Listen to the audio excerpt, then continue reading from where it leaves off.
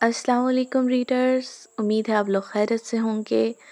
आप की राइटर हाज़िर हो चुकी है एपिसोड 13 लेकर नावल में असीर मोहब्बत हो गया की।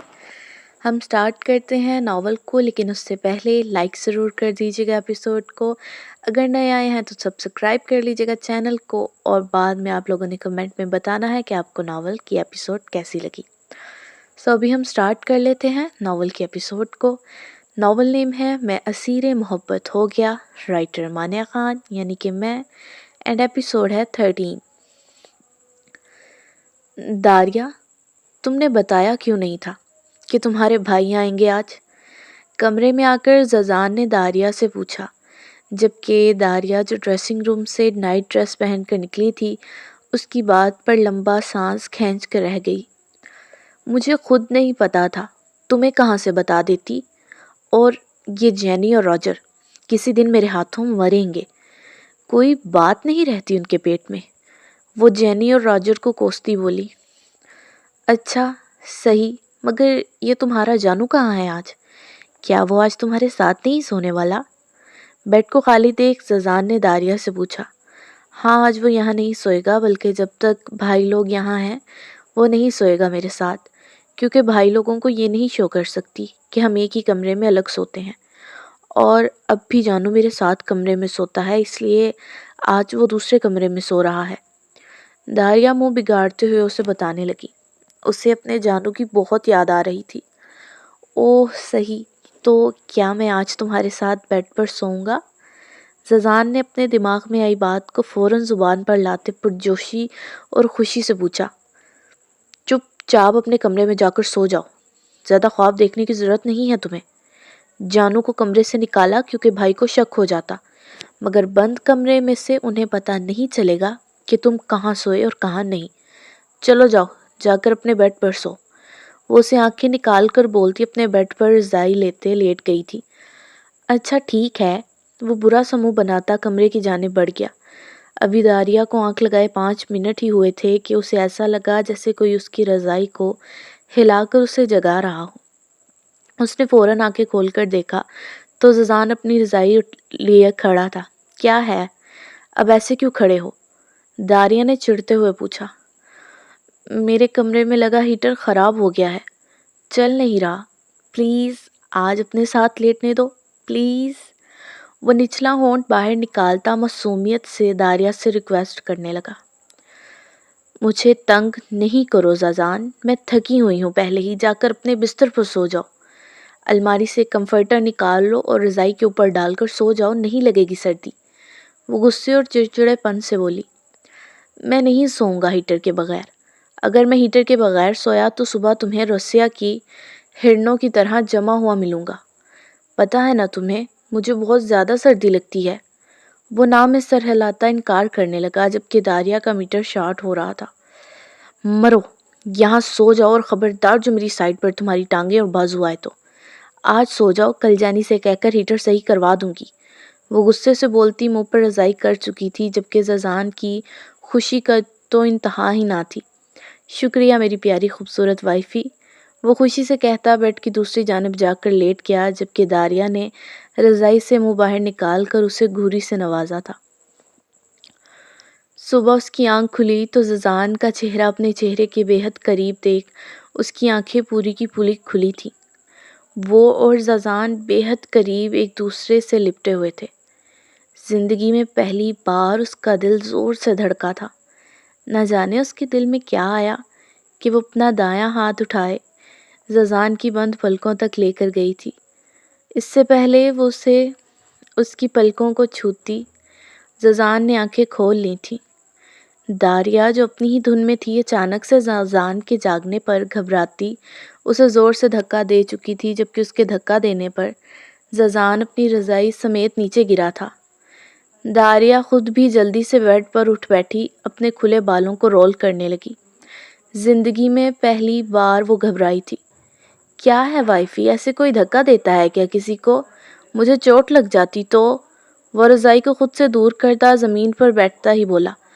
मैं तैयार हो जाऊं, फिर तुम तैयार हो जाना, और हाँ ध्यान रखना कोई गलती ना करना, और मेरे भाई जो कहें वो करना, इनकार कर सोचना भी मत। ورنہ بس اتنا یاد رکھنا وہ مجھ سے بھی زیادہ خطرناک ہے۔ وہ بیڈ سے اتر کر اس کی بات کو اگنور کیے بولی۔ وہ بہت جلد اپنی گھبراہٹ اور شرمندگی پر قابو پا چکی تھی۔ اچھا ٹھیک ہے، مگر وہ کروائیں گی کیا مجھ سے؟ ززان زمین سے اٹھ کر ززائی بیڈ پر رکھتا فکر مندی سے پوچھنے لگا۔ مجھے بھی نہیں پتا، بس خود کو تیار رکھو کسی بھی سچویشن کے لیے۔ وہ واش روم کے دروازے تک جاتی بولی اور پھر واش روم میں بند ہو گئی، جبکہ ززان آنے والے وقت کا سوچتا گھبرانے لگا۔ ہاں تو کیا تمہیں وہاں کچھ ملا؟ کوئی ایسی چیز جو ہمارے مشن میں کام آئے یا ہماری مدد کرے؟ صبح کا ناشتہ کرتے ہوئے غزین نے زاہلے سے پوچھا۔ نہیں یار، مجھے وہاں کچھ بھی خاص نہیں ملا۔ ہاں بس ایک چیز جو مجھے وہاں تھوڑی سی مسٹیریس لگی، وہ ایک کمرہ ہے، سب سے لاسٹ منزل پر ہے وہ کمرہ، لیکن وہ لاک ہے۔ اس کی چابی کسی بھی ملازم کے پاس نہیں ہے، بلکہ باران کے پاس ہے اس کمرے کی چابی، اور تو اور اس چابی کی ڈپلیکیٹ چابی بھی نہیں ہے کسی کے پاس۔ آج تک اس کمرے میں کسی بھی ملازم کو جانے کی اجازت نہیں دی گئی، اور مجھے لگتا ہے اس کمرے میں کچھ ایسا ضرور ہے جو ہماری مدد کرے گا اس کیس کو پورا کرنے میں۔ میرے وہاں رکنے کی یہی وجہ بچی ہے کہ میں اس کمرے کی چابی حاصل کروں اور دیکھوں وہاں کیا موجود ہے۔ زاہلے گہری سوچ میں ڈوبی بولی تو غزین نے ٹوسٹ کا بائٹ لیتے سر ہلایا۔ صحیح کہہ رہی ہو، اگر اس کمرے کے لیے اتنی پابندیاں ہیں تو وہاں ضرور کچھ نہ کچھ تو ہوگا۔ غزین نے اس کی سوچ پر ہم خیالی کا اظہار کیا۔ بس دعا کرو میں کسی طرح سے چابی حاصل کر لوں اس کمرے کی۔ زاہلے نے غزین کو دیکھتے کہا تو اس نے انشاءاللہ اور آمین کہتے اس کا حوصلہ بڑھایا تھا۔ کہاں جا رہے ہو لڑکے؟ ادھر آؤ اور بتاؤ، کیا تیار ہو امتحان کے لیے؟ داور اور باران لاؤنج میں بیٹھے باتیں کر رہے تھے، جبکہ ززان جو اوپر سے نیچے آنے لگا تھا مگر انہیں بیٹھا دیکھ انہی قدم واپس پلٹا تھا۔ مگر ہائے رے بری قسمت، داور کی نظر اس پر پڑ گئی تھی۔ جی بھائی، میں تیار ہوں، وہ تھوک نگلتے اٹک اٹک کر بولا اور واپس سے سیڑھیاں اترتا ان کے پاس آیا تھا۔ یہاں بیٹھو اور اپنے بارے میں بتاؤ، کہاں رہتے ہو، کیا کام کرتے ہو، کتنے بہن بھائی ہو، سب کچھ بتاؤ اپنے بارے میں۔ اس بار باران اس سے بولا تھا۔ جی میرا نام ززان شاہ ہے اور میں پاکستان سے آیا ہوں 3 ماہ پہلے۔ میرے ڈیڈ کا بزنس تھا یہاں روشیا میں، اور موم یہاں ہی رہتے، ڈیڈ اور موم یہیں رہتے تھے۔ میں پاکستان میں دادی کے پاس رہتا تھا۔ 4 ماہ پہلے ہی موم اور ڈیڈ کی ڈیتھ ہو گئی اور دادی یہ صدمہ برداشت نہ کر سکیں اور وہ بھی مجھے چھوڑ کر چلی گئیں۔ 3 ماہ پہلے پھر میں بھی یہاں آ گیا کیونکہ بزنس سنبھالنا تھا۔ ززان نے اپنے ڈر پر قابو رکھتے انہیں اپنی انفارمیشن دی تھی۔ وہ سب تو صحیح ہے، مگر چچا کا ذکر تم چھوڑ گئے ہو، باران نے اس کی باتوں کے جواب میں کہا۔ مجھے نہیں لگتا سر کہ آپ کو پتہ نہیں ہوگا اس بارے میں، تو میرے نہ بتانے یا بتانے سے فرق نہیں پڑتا، وہ سر جھکائے ہی بولا، جبکہ تب تک داریہ بھی آ گئی تھی۔ کیا باتیں ہو رہی ہیں یہاں؟ داریہ داور اور باران کے درمیان بیٹھتی پوچھنے لگی۔ کچھ نہیں، بس اب تمہارے شوہر کو ٹیسٹ کرنے لگے ہیں ہم، داور ززان کو خطرناک نگاہوں سے دیکھتا بولا، جبکہ داریہ مسکرا بھی نہ سکی تھی، اور ززان نے کلمہ شہادت پڑھ لیا تھا۔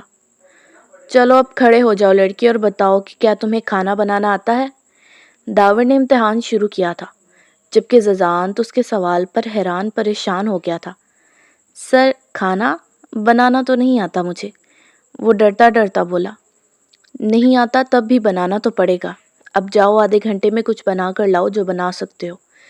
داور صوفے کی بیگ سے ٹیک لگاتا بولا۔ سر باورچی سے مدد لے سکتا ہوں؟ ززان نے ایک امید سے پوچھا، مگر باران نے سر نہ ہلاتے اس کی امید پر پانی پھرا تھا۔ تم وقت ضائع کر رہے ہو، باران گھڑی پر وقت دیکھتے بولا تو ززان بھاگ کر کچن میں گیا تھا، جبکہ داریہ تو سوچ سوچ پاگل ہو رہی تھی کہ ززان کیا بنائے گا۔ ٹھیک آدھے گھنٹے بعد وہ کھانے کی ٹرالی لے کر کچن سے باہر آیا تھا۔ داریہ حیرانگی سے ٹرالی کو دیکھ رہی تھی جس پر لال ویلوٹ کا کپڑا ڈالا ہوا تھا۔ یہ لے سر، میں بنا لایا جو میں بنا سکتا تھا، ززان فل کانفیڈنس سے بولتا ٹرالی سے کپڑا ہٹا چکا تھا۔ کپڑے کے ہٹتے ہی داریہ کی آنکھوں میں بے یقینی پھیلی تھی۔ کیا اس کے منہ سے بے ساختہ نکلا کیونکہ ٹرالی پر ابلے ہوئے انڈے اور آلو پڑے تھے۔ یہ سب کیا ہے؟ داور آلو اور انڈوں کو دیکھتا بولا۔ سر آپ نے کہا تھا کہ بنا لاؤ جو بنا سکتے ہو، تو سر میں یہ بنا سکتا ہوں بس۔ وہ دانت نکالتا بولا جبکہ داور اور باران اسے دیکھتے رہ گئے تھے، اور داریا نے داور اور باران کی نظروں سے بچتے مسکرا کر ززان کو تھمز اپ کا اشارہ کرتے گڈ کہا تھا، جس پر ززان نے ایک ادا سے بالوں کو پیچھے کیا تھا۔ پورے گھر میں تپڑی لگاؤ ٹھنڈے پانی سے، جوتے اور کوٹ اتار کر، داور نے ترچھی اور خطرناک مسکراہٹ سے کہا تو ززان کی جان نکلی تھی۔ بھائی بہت سردی ہے، اور اسے تو ویسے بھی بہت لگتی ہے سردی، کیوں کروا رہے ہیں اس سے ایسے کام؟ داریا نے بے بسی سے پوچھا۔ تم مت بولو بیچ میں، ہم بس دیکھنا چاہتے ہیں یہ تمہارے لیے کیا کر سکتا ہے۔ باران داریا کو چپ کرواتا بولا تو وہ چپ کر گئی، جبکہ ززان منت بھری نظروں سے داریا کو دیکھتا رہ گیا تھا۔ اگلے 5 منٹ میں ملازم ٹھنڈا برف والا پانی لا کر رکھ چکا تھا، جبکہ داور نے اشارے سے ززان کو کوٹ اور جوتے اتارنے کو کہا تھا۔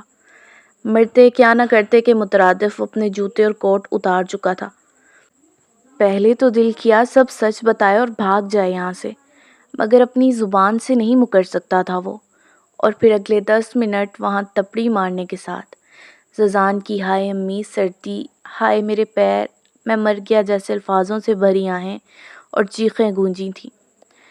داریا کو بڑا ترس آیا تھا اس پر۔ چلو بس کرو اور بیٹھو یہاں پر، داور نے آخر اس پر ترس کھاتے کہا تو وہ کانپتی ٹانگوں سے صوفے تک جاتا اوپر پاؤں کر کے بیٹھ گیا تھا، اور داریا نے فوراً اس سے کوٹ دیا تھا پہننے کے لیے۔ چلو اب آخری ٹیسٹ ہے، بلکہ ایک سوال ہے، یہ بتاؤ کہ تم داریا سے کتنا پیار کرتے ہو؟ باران نے اس کی بری حالت پر نظریں گھماتے پوچھا۔ بھائی وہ بھی اس حالت میں نہیں ہے کہ کچھ بول سکے، پلیز بعد میں، داریا نے ززان کے ہاتھ کی تلیاں مسلتے کہا۔ نہیں ابھی، مطلب ابھی، داور نے کہا۔ اچھا پر پہلے اسے تھوڑا نارمل ہونے دیں، وہ نے حتمہ لہجے میں کہتی سامنے پڑے ٹیبل پر رکھے جگ سے گرم پانی گلاس میں نکالتی ززان کو پلانے لگی۔ یہ لو، یہ اپنے ابالے گئے انڈے بھی خود کھاؤ۔ وہ سائڈ پر پڑی ٹرالی سے انڈے کی پلیٹ اٹھا کر اس کے سامنے کرتی بولی، اور پھر خود ہی کٹا ہوا ایک ٹکڑا اس کے منہ میں ڈال گئی۔ باران اور داور تو اس کی فکر کرنے کو بڑی حیرانگی سے دیکھ رہے تھے، اور یہی حال ززان کا بھی تھا۔ میں ٹھیک ہوں اب، شکریہ وائفی۔ کوئی 6-7 منٹ بعد ززان اس کو مسکرا کر بولا۔ پکا نا؟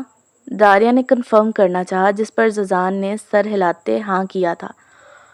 جی تو باران بھائی، آپ نے کہا میں داریا سے کتنا پیار کرتا ہوں، تو سنیں، مجھے داریا سے اتنا پیار ہے کہ ان کو الفاظوں میں بیان نہیں کر سکتا۔